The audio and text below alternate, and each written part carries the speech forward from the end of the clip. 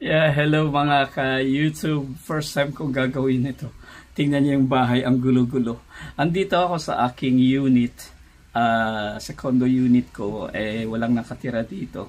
Ngayon, ang gagawin ko is pipinturahan ko yung buong bahay. Ako na rin magpipintura nito. Anyway, kayang-kaya ko naman. At saka, more than 20 years na ito eh. So, eto, tingnan natin. Ayun guys, anyway, ito si Jeff Fernandez. Ito ang aking magiging unang vlog na ano kaya dapat kong pamagat dito? Anong title? Pwede kaya yung A Day in My Life, Condo Life, or A Day in a Life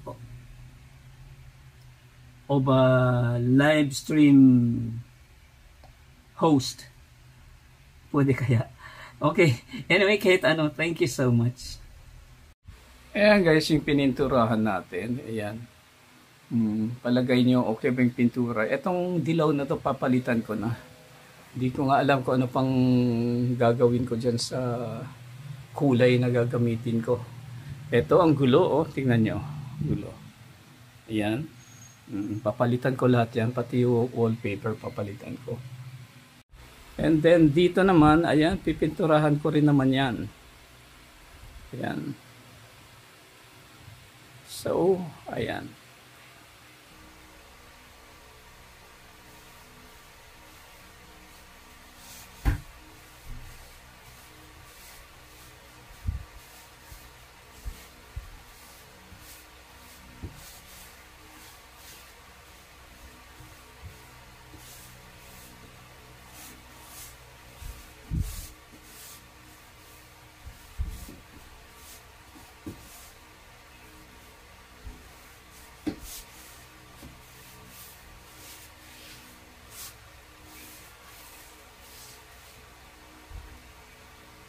O nga pala guys, itong unit na to, bale mga 20 years na.